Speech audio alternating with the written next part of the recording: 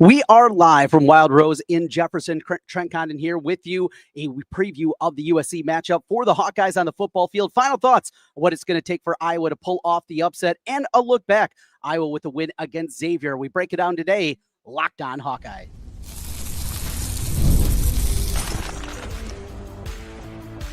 You are Locked on Hawkeyes, your daily podcast on the Iowa Hawkeyes. Part of the Locked On Podcast Network, your team every day. Hey, welcome in. I'm Trent Condon, and this is the Locked On Hawkeyes podcast. Thanks for making Locked On Hawkeyes your first listen every day. We are your daily Iowa Hawkeye podcast, and today we're on the road as we are in Jefferson at Wild Rose Casino. A big event happening here today. Dallas Clark meet and greet that is happening. In fact, you still got time to get out here to Jefferson and meet Dallas Clark. Big line of people getting autographs, getting pictures with the former Hawkeye All-American Mackey Award winner. He is here at Wild Rose. I myself am here throughout the day, going to have a game watch as well. I've been covering the Hawkeyes for over 20 years on the radio here in the state of Iowa. You can hear me currently on the Iowa Sports Radio Network, and going to have a little fun here. This is a little bit different than what we normally do, a Saturday show before the game begins. We're going to break down the matchup against USC. Some final thoughts on Iowa as the weather conditions, some reports coming in. I have some friends that are at the games that it is not looking good in LA for this one, at least weather-wise, and maybe potentially an advantage for Iowa. We're also going to take a look back to last night as Iowa gets a win against Xavier and have a little extra here at the end as well. Also here today in Jefferson at Wild Rose Casino, there is a sports card and memorabilia show happening. Got a couple of cards going to show it to you and got a print of Dallas Clark. Pretty cool. Going to show that off here a little bit. And we're going to rip open an old pack of cards like the old days. So a little something different here for you on this Saturday. So as we count down to kickoff for the Hawkeyes, 2:30 kickoff against USC. We talked about the matchup a ton this week. And for you everydayers, you certainly know the concern, I think, for me, speed on the edges. Absolutely. Makai Lemon is a game changer in what they do with him in space. But I go back to what we saw last Saturday against Oregon and the issues that we saw from this squad in the run defense. 261 yards allowed. And this USC team, they can run the football. This is not a Lincoln Riley team that is just pass all the time. They've been able to do a whole lot more than that. And because of that, I definitely have the concerns. Can this rush D hold up over the course of a 60-minute slog like this is going to be? USC is much more physical than they've been in the past on both sides of the football, but specifically offensively with the offensive line that they had. And though they've gone through a myriad of different running backs because of the injuries that they've had, that has been a big concern.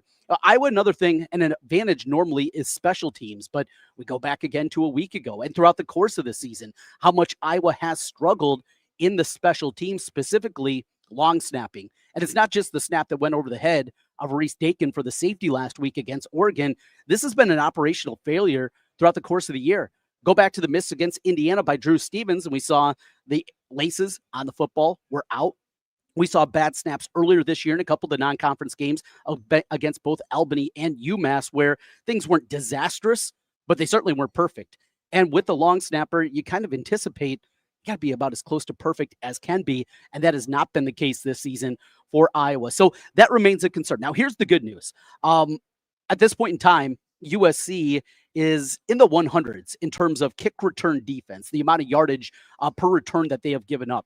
They have not given up a ton in the punt game, but in the kick return game, they have. There very well could be an advantage for Iowa.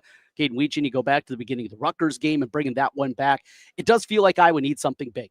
And a kick return by Caden Wheaton, or maybe it's Kamari Moulton. That's another angle for this one with Kamari Moulton and his ability to run the football. And we've seen so many times this year that those 8-yard gains are just 8-yard gains because a linebacker gets a hand on him, safety comes up and finishes, and he just hasn't been able to have that big game breaker. You go back to a week ago, just a 16-yard run was his long, and that came in the fourth quarter and the 93-yard drive. So I think a big play, maybe a couple of big plays out of Moulton or this run game. Now, this is something else I speculated on my radio show earlier this week. I talked to Tom Kakert from Hawkeye Report about this. I am a little bit surprised how much they're relying almost majority of the time on Kamari Moulton. We knew Moulton was going to be the guy coming into the season. We knew that he was going to be the bona fide starter, but because of the depth that we believe that they have, I anticipated that we were going to see more of those running backs. We were going to see more Xavier Williams this year. We were going to see more Jazzyon Patterson. I know both of those guys had injuries, and maybe that's a piece of it too, as did Moulton, as they've been banged up this season. Of course, the freshman Nathan McNeil. Is this a game where we see, at least at minimum, one of those guys get a little bit more run? Tom actually mentioned on that front that he thought maybe this is a Jazzyon Patterson game. And when we go back to those weather conditions, again, that is something that is going to make a whole lot of sense, I think, with the weather conditions and the ability for them to go with the straight ahead. There's not a whole lot of wiggle to Jazzyon Patterson, right? You know what he's going to do. He's going to get the ball. He's going to go straight up the chute, and he's going to run hard. If this is the kind of game that makes a whole lot more sense and you get him, we're not talking 25 carries or anything like that, but do you give him 8, 10? Give him more than just a drive, maybe 2 drives in the game. Give him 4 and see what Jazzyon Patterson can do in this type of matchup. So that's something that I'm going to be keeping an eye on just overall with this team and with what we've seen in them running the football. I also believe if I was going to pull the upset here, Mark Gronowski is going to have to do something through the air. And I don't think he's going to have to break the streak of Iowa without a 200-yard passer going back to a couple of years ago with Cade McNamara. I don't think we have to go back that far and have that kind of performance, but he's got to keep the defense honest. He's got to be able to make the plays, make the makeables that are there. Another component with Gronowski that's just odd. We go back to that first game of the season and how much he struggled in the game against Albany, who is not a good football team. And it was eye-opening. What's going on? A guy that maybe gets a little too charged up. That was the conversation coming out of that. And then you go back to Oregon last week. Saw the same kind of thing. Struggled on some throws that are very makeable throws that Mark Gronowski, as a fifth-year quarterback, should be making. These should not be big issues for him, and yet they are. So those are some of the parts of the game to look at. Rush defense, certainly on the defensive side of the football, I think is going to be key. You can't let Lemon beat you and put up a big performance, and then running the football effectively for Iowa and be able to get some chunk plays out of it. Some of the keys there along with special teams. Final look at USC. I'll also come back here at halftime. Well, a little halftime reaction. You can jump in, have a live link if you're watching us on YouTube. So make sure you click on that, and we'll have you covered with a live look-in at halftime and some halftime reaction here on Locked On Hawkeyes. This is the way, though, that you know exactly when we go live. Just click subscribe if you're watching us on YouTube. 5-star reviews and a subscription over on the podcast side. Those also help us out a ton and get us in front of more Hawkeye fans here on the Locked On Hawkeyes podcast. There was basketball last night. Iowa, for the first time under Ben McCollum, faces off against a power conference opponent, Xavier. And Iowa look good. We'll talk about that when we come back. This is Locked On Hawkeyes.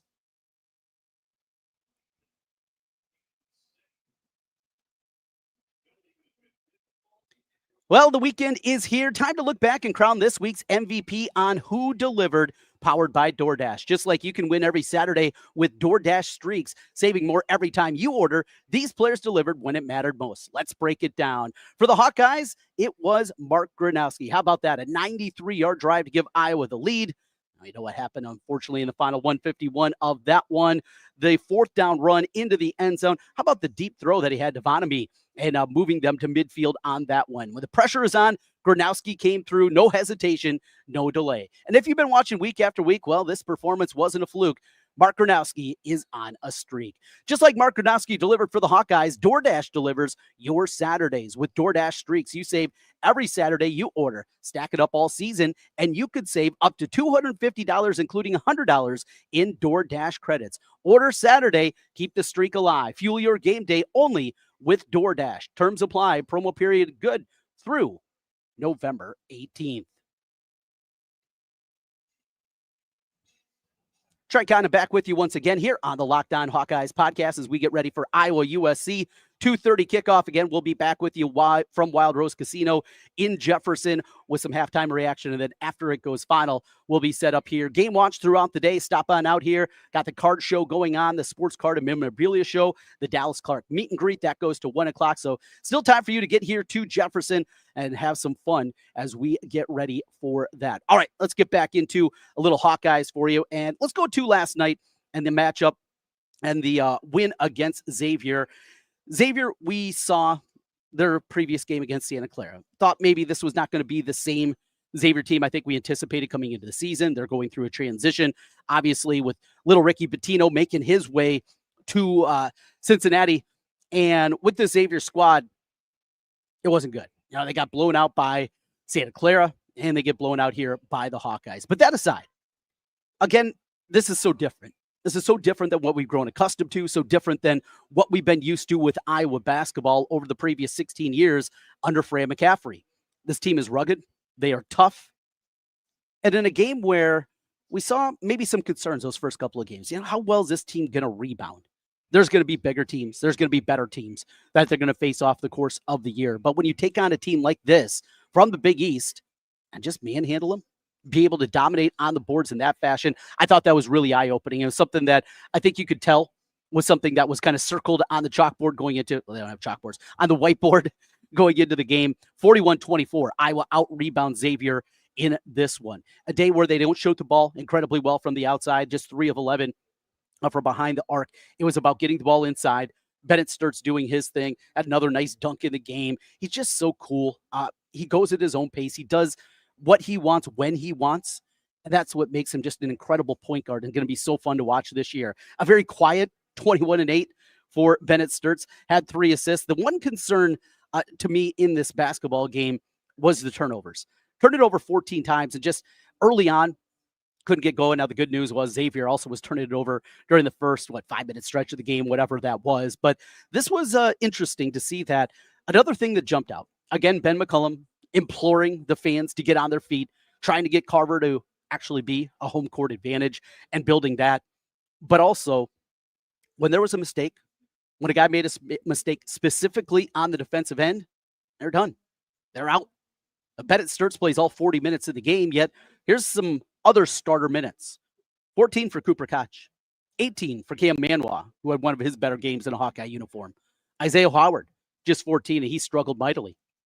Tavion Banks was outstanding, 13 points, 5 rebounds for him in the game, had 3 steals, had a couple assists, and that's what Banks can do. Very versatile type of player with the athleticism that he has. Fulgaris off the bench had 24 minutes, 32 for Cale Combs, and you saw what I think you're going to see even more throughout the course of this season. Bennett Stirtz plays a ton. He's going to play basically every minute of big games. However, how do you get him breaks? How do you give him opportunities to get a little rest while he's still out there on the field? We have Cale Combs in there. He runs the point. Stirtz is able to play off the ball. You get him involved different ways. That's what you do with Bennett Stirtz while he's going to play 40 minutes in a game, and yet still keep him fresh and keep him with the ability in the final minutes of the game to be good to go and not be worn down, because that's just not how he was. Tate Sage was really good off the bench, had a dunk, knocked down a big jumper in the game. Still like what we see out of this freshman, and what a find Ben McCollum had. I had some people when he was committed to Drake, like, I'm not sure he's even good enough to play early in the MVC. He's good enough. That dude is a find. Just 9 minutes for Brendan Housen. Liked what we saw again out of Trevin Urach. Every day, as you know, I mentioned this a lot, they're going to need Trevin at different points in this season. They're going to need the big body. They're going to need his ability. And with foul trouble and the likelihood that that's going to happen in the Big Ten, you're going to need more from him. So that's what we saw in the ball game. Still waiting for Trey Thompson to make his debut. Something to keep an eye on that front. But a good win for Iowa. And schedule, they got another tune-up game coming up here as they will face off against Southeast Missouri State on Tuesday, Chicago State then on Thursday. Quick turnaround for that one before next week. The following week, they will go down to L.A. Actually, not even in L.A. Isn't that San Diego? Wherever it is. They got Ole Miss in that one. That'll be on CBS. Palm Desert is where that one is. And on the other side of the bracket, you have Utah and old friend Seydou Traore. And Grand Canyon will be the other 2 teams involved in that event, as Iowa will open up against Ole Miss. And that what feels like. We thought maybe Xavier was going to be the first test. It wasn't. Now, here's another first test, a real first test against an Ole Miss team under Chris Beard that's off to a good start. They had a win against Memphis earlier in the week. Nice victory there against kind of a rivalry game there. Oxford and Memphis very close together, and Ole Miss got a win in that one. So they'll have one more tune-up themselves. They'll have a week off, Ole Miss will, before the matchup with the Hawkeyes coming up a week from Tuesday. Well, mention going to have a little fun here as we come to you live from Wild Rose Casino in Jefferson. There is a sports card memorabilia. I got a couple of cards going to show off here. Also, this cool print Dallas Clark, as he is here with a meet and greet until 1 o'clock. Stop on out, get your picture taken with Dallas Clark, autograph, swap some stories, maybe give him some of your great memories, and he can give you some as well in the Hawkeye uniform. The Mackey Award winner and All-American Dallas Clark here until 1 o'clock with the meet and greet, and still time for you to get out here. Wild Rose Casino in Jefferson. We come back, a little silliness when we continue on Locked On Hawkeyes.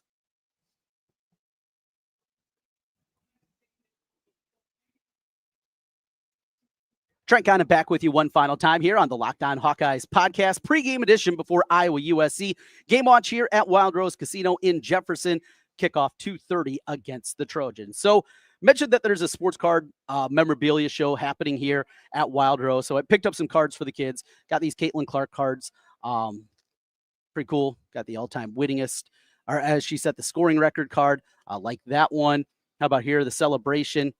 I wonder what game that was. I'll have to look a little bit deeper at that one. Kind of hard to see on the screen there. How about this Chris Street card? I love that. Absolutely. Everydayers, you know my affinity for Chris Street and anybody of my generation. How about a Luka Garza rookie card? Absolutely. But here's what we did.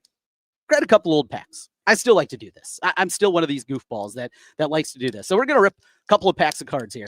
I got a, what is this? 91-92 Fleer basketball. Well, let's see what we have. Now, what really grabbed my attention was that there's a new series update in this pack with Dikembe Mutombo and Dominique Wilkins limited edition subsets. I loved Dikembe Mutombo. I don't know why. He wasn't exactly a skilled guy. Maybe it was the finger waving. Maybe it was because he was a defensive player and I never could do anything like that. Oh, and look at that. First card of the pack. Dikembe Mutombo right out of the box. Absolutely love that. John Morton. Yeah, don't know John Morton very well.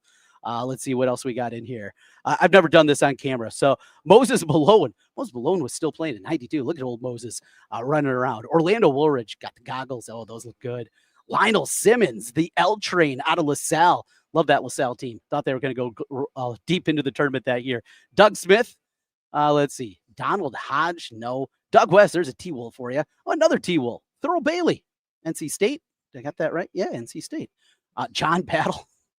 Oh, man. There's some ballers in here. Alec Kessler? I don't know, Alex. He played at Georgia? The board of Minneapolis. Weird. Oh, man. Oh, here's a decent one. St. Vincent at the end. All right. So there's the basketball. Let's go over to, I think, everybody's first love, the baseball. All right. 1990. Topps baseball pack. The gum is still in here. No, I'm not going to eat the gum. Should I eat the gum? No, I'm not going to eat it. Should I? No, not going to do that. All right, here we go. Ripping it open. Ooh, there's a gum. It's still intact. Still in one piece. Not too shabby. 1990. Holy cow. 35-year-old gum. I don't need to get sick today. That's the last thing we want. All right, so we got the pack here. Are they kind of, yeah, they're mixed up a little bit. I'll flip them back around. I'll remember. Oh, yeah, I remember these cards. Oh, these were beauties. All right, so what do we got here? Win a trip to the All-Star game? Yeah, not going to do that. All right. How about a Joe McGrain All-Star card? There's a way to kick things off. Dan Murphy. Got Dan Murphy for the Padres. Don't remember him. A Bart Giamatti card. Oh, Kamish. Joel Skinner. Ooh. Phil Stevenson. This is not a who's who of baseball in 1990. Charlie Liebrandt, the knuckleballer. How about that? Brian Clutterbuck. I don't know this guy. Brian Clutterbuck. This might be the worst pack of cards ever ripped open. Bo Allred. Whew. Tony Pena. This is a guy I've heard of. Tony Pena. There we go. Rick Roden. Another guy. All right. We're picking it up. Teddy Higuera. Love Teddy Higuera. How about a manager card? Doug Rader. Oh, here is a gem. Cubs fans, you're going to love this one. Another manager card. Zim. Don Zimmer. Pedro Guerrero. Versatile. Powerful. Dave Magnan. Felt like he was always good for a pinch hit. And Bob Melvin. There you go. There it is. No, sorry, folks. I am not going to eat the gum. So the cards. But the final thing is probably the coolest thing here. And you can stop out. So I want to show off this print of Dallas Clark. How about that? You can see a lot in his Colts uniform. Another one there. A little one in the Hawkeye one.